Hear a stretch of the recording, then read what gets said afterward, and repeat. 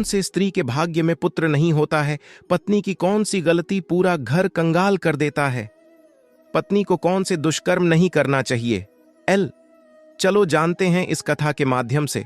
महाराज युधिष्ठिर ने पूछा, हे भगवान, आपने सफला एकादशी का महात्म्य बताकर बड़ी कृपा की। अब कृपा करके यह बतलाइए कि कौन से स्त्री के भाग्य में पुत्र प्राप्ति का योग रहता है और कौन सा स्त्री जीवन भर पुत्र वियोग में रोता है। भगवान श्री कृष्ण ने महाराज युधिष्ठिर से कहा, हे राजन, जो भी भक्त इस कथा को ध्यान से सुनेगा उनकी हर मनोकामना पूरा होगा। भक्तवत्सल भगवान श्री कृष्ण बोले, हे राजन, इस एकादशी का नाम पुत्रदा एकादशी है। इसमें भी नारायण भगवान की पूजा की जाती है। इस चर और अचर संसार में पुत्रदा एकादशी के व्रत के समान दूसरा कोई व्रत नहीं है। इसके पुण्य से मनुष्य तपस्वी, विद्वान और लक्ष्मीवान होता है। इसकी मैं एक कथा कहता हूं, सो तुम ध्यानपूर्वक सुनो। भद्रावती नामक नगरी में सुकेतुमान नाम का एक राजा राज्य करता था। उसके कोई पुत्र नहीं था।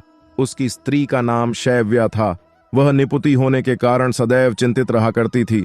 राजा के पितर भी रो रो कर पिंड लिया करते थे और सोचा करते थे कि इसके बाद हमको कौन पिंड देगा।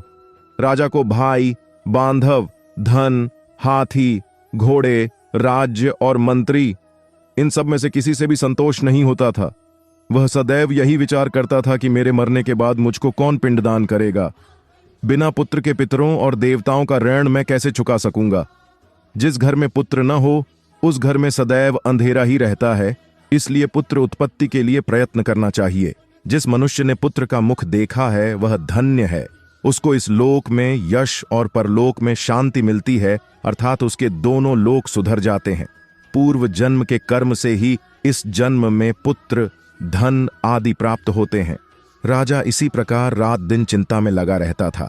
एक समय तो राजा ने अपने शरीर को त्याग देने का निश्चय किया, परंतु आत्मघात को महान पाप समझकर उसने ऐसा नहीं किया। एक दिन राजा ऐसा ही विचार करता हुआ अपने घोड़े पर चढ़कर वन को चल दिया तथा पक्षियों और वृक्षों को देखने लगा। उसने देखा कि वन में मृग, व्याघ्र, सुअर, सिंह, बंदर, सर्प आदि सब भ्रमण कर रहे हैं। हाथी अपने बच्चों और हथिनियों के बीच घूम रहा है। इस वन में कहीं तो गीदड़ अपने कर्कश स्वर में बोल रहे हैं, कहीं उल्लू ध्वनि कर रहे हैं। वन के दृश्यों को देखकर राजा सोच विचार में लग गया। इसी प्रकार आधा दिन बीत गया। वह सोचने लगा कि मैंने कई यज्ञ किए, ब्राह्मणों को स्वादिष्ट भोजन से तृप्त किया, फिर भी मुझको दुख प्राप्त हुआ। क्यों? राजा प्यास के मारे अत्यंत दुखी हो गया और पानी की तलाश में इधर उधर फिरने लगा। थोड़ी दूरी पर राजा ने एक सरोवर देखा। उस सरोवर में कमल खिले थे तथा सारस, हंस, मगरमच्छ आदि विहार कर रहे थे। उस सरोवर के चारों तरफ मुनियों के आश्रम बने हुए थे। उसी समय राजा के दाहिने अंग फड़कने लगे। राजा शुभ शकुन समझकर घोड़े से उतरकर मुनियों को दंडवत प्रणाम करके बैठ गया। राजा को देखकर मुनियों ने कहा, हे राजन, हम तुमसे अत्यंत प्रसन्न हैं। तुम्हारी क्या इच्छा है, सो कहो। राजा ने पूछा, महाराज आप कौन हैं और किस लिए यहां आए हैं? कृपा करके बताइए। मुनि कहने लगे कि हे राजन, आज संतान देने वाली पुत्रदा एकादशी है। हम लोग विश्वदेव हैं और इस सरोवर में स्नान करने के लिए आए हैं। यह सुनकर राजा कहने लगा कि महाराज, मेरे भी कोई संतान नहीं है। यदि आप मुझ पर प्रसन्न हैं तो एक पुत्र का वरदान दीजिए। मुनि बोले, हे राजन, आज पुत्रदा एकादशी है। आप अवश्य ही इसका व्रत करें। भगवान की कृपा से अवश्य ही आपके घर में पुत्र होगा। मुनि के वचनों को सुनकर राजा ने उसी दिन एकादशी का व्रत किया और द्वादशी को उसका पारण किया।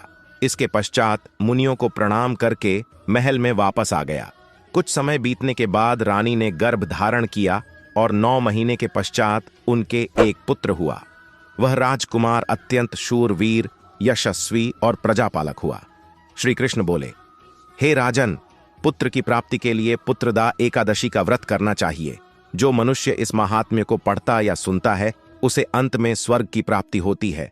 ऐसे माता पिता बहुत धनी होते हैं जिनकी संतान गुणवान, यशस्वी और योग्य पैदा होती है। गरुड़ पुराण में ऐसे नियम व उपाय बताए गए हैं जिनका पालन गर्भ धारण के समय करने से गुणवान संतान होती है। हर दंपति संतान सुख की कामना करते हैं, क्योंकि माता पिता बनने का सुख जीवन के सबसे श्रेष्ठ अनुभवों में है। हर माता पिता यह चाहते हैं कि उसकी संतान स्वस्थ होने के साथ ही गुणी भी हो, जो कुल का नाम रोशन करे।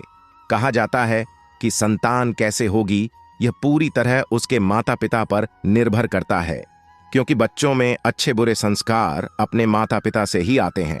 लेकिन शास्त्रों में कुछ ऐसे नियम और उपायों के बारे में बताया गया है जिनका पालन करने से संतान स्वस्थ तो जन्म लेती ही है, इसी के साथ ऐसी संतान गुणवान भी होती है। आपको बता दें कि गरुड़ पुराण, जिसे हिंदू धर्म का महत्वपूर्ण ग्रंथ माना गया है, इसमें भगवान विष्णु द्वारा कुछ नियम और उपायों के बारे में बताया गया है जिन्हें गर्भधारण के शुभ समय पर करना चाहिए। आइए जानते हैं इन नियम और उपाय के बारे में। इन उपायों से श्रेष्ठ संतान का होता है जन्म। गरुड़ पुराण में बताया गया है कि श्रेष्ठ संतान की प्राप्ति करने के लिए महिला को माहवारी के दिनों में कभी भी संबंध नहीं बनाने चाहिए। इसके पीछे ऐसी मान्यता है कि देवताओं द्वारा स्त्री को माहवारी का श्राप मिला था, इसलिए ऐसे समय में संबंध बनाना बहुत अशुभ माना जाता है। महिला को माहवारी के 5वें दिन स्नान करने के बाद पूर्ण रूप से शुद्ध हो जाना चाहिए। इसके बाद ही स्त्री पुरुष को संबंध बनाना चाहिए। वहीं देवताओं और पितरों की पूजा स्त्री को माहवारी के 7 दिन बाद करनी चाहिए। यदि आप उत्तम चरित्र, गुणवान और श्रेष्ठ संतान की कामना करते हैं तो माहवारी के 7वें दिन के बाद ही गर्भाधारण की कोशिश करें। तो इसमें सबसे पहले जो उपाय है वो होता है धतूरे के पुष्प। अगर आप शिव पूजा कर रहे हैं, धतूरे का पुष्प छाड़कर उनकी पूजा करते हैं और मनोकामना करते हैं कि भगवान मुझे पुत्र प्रताप का योग बनाए, तो ऐसे में भगवान बहुत जल्दी खुश होते हैं, मनोकामना पूर्ण होती है। आपको एक बात बहुत अच्छे से ध्यान में रखनी है कि आपको सिगरेट, बीड़ी, शराब, तंबाकू और तामसिक भोजन से दूर रहना है, क्योंकि यह चीजें आपके शरीर में नेगेटिव एनर्जी को और भी ज्यादा बढ़ा देती हैं। जल अर्पण। दूसरी चीज जो कि खास सावन के महीने में आपको जरूर करनी चाहिए वो ये कि आप इस दौरान मनोकामना को पूर्ण करने के लिए शिवलिंग पर रोजाना जल अर्पित करें। आपको भगवान शिवा को प्रसन्न करना है जिससे कि वह आपकी मनोकामना को सुने और उसको पूर्ण करें।